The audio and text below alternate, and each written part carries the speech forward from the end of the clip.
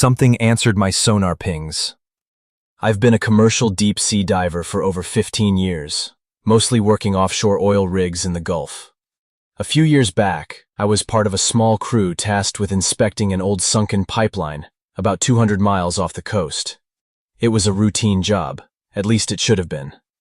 The dive started at 4 a.m., pitch black below. Visibility was maybe 3 feet. We always drop sonar buoys to track the divers and monitor for anything large. Sharks, subs, you name it.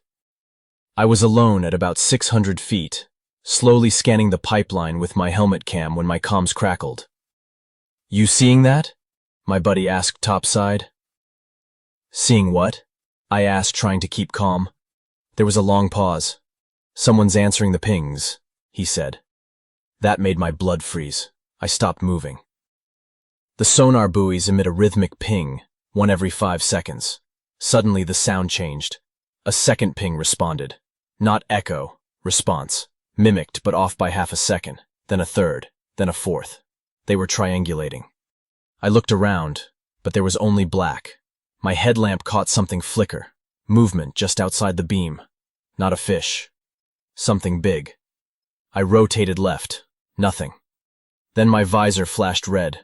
Proximity alert. 12 feet. Unknown object. I radioed for an emergency ascent, but before I could even pull the line, I felt it. Pressure. Not physical contact. Presence. Like something massive was watching. It moved around me fast. No propulsion. No bubbles. Just there. The sonar pings grew erratic. Almost panicked. Then, silence. My comms cut. I began a desperate manual ascent, one that risked the bends, but I didn't care. Just when I hit 200 feet, everything went still again. Once on board, the text showed me the sonar log. The responses weren't mechanical. They had variation. Organic variance. One text said it sounded like language. We never went back. And the company pulled that pipeline job without explanation. The submarine graveyard. In 2021, I was part of a deep-sea research vessel traveling over the Mariana Trench. The mission was to map a supposed World War II wreck. But we found something else. We deployed an unmanned ROV, remote-operated vehicle, equipped with 4K cameras and sonar. As it descended past 20,000 feet, our feed started glitching. Just static, then a brief flash of a human face. Everyone thought it was a trick of the shadows, pareidolia, until we saw more. At 23,000 feet, the ROV's lights caught metal. Not one, but 3 sunken submarines. Not World War II era. Modern, sleek, painted black. They weren't marked on any military records. Then the sonar went wild. Rapid clicks, similar to dolphins but more aggressive.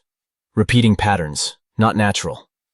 That's when something moved past the camera. A blur, huge, with hands.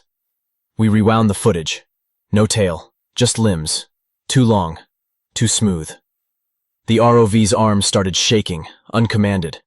Then it spun violently before feed cut. 2 hours later, we reeled it up. The entire front was crushed inward. Not pressure damage, like something grabbed it. That night, one of the crew started screaming in his bunk. He claimed to hear whispering from below. We medevaced him out. He never came back. 2 weeks later, our funding was pulled, and all data was confiscated by government agents. Official report? Equipment malfunction. Unofficially? We stumbled into something that doesn't want to be found. The diver who didn't surface.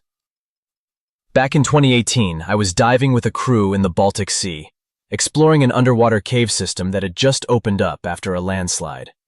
My partner Gabe was first to descend. We kept radio contact as he went deeper into the main shaft. 10 minutes in, he whispered, "There's a room." We laughed, thinking he meant a cavern, but he insisted, "It's not natural. Carved walls, symbols, something that looked like an altar." His voice got quieter, not like a signal issue, like he was distracted. "I think I see people." I asked if there were other divers down there. He didn't respond, just heavy breathing. Suddenly, he screamed, Short, cut off, then nothing. We initiated an emergency retrieval, but by the time we pulled his line, his body was limp. No regulator in his mouth. His eyes wide open. He was dead. But not from drowning. No water in the lungs, no trauma. He looked scared to death. On the footage, right before his scream, you can see shadows move behind him.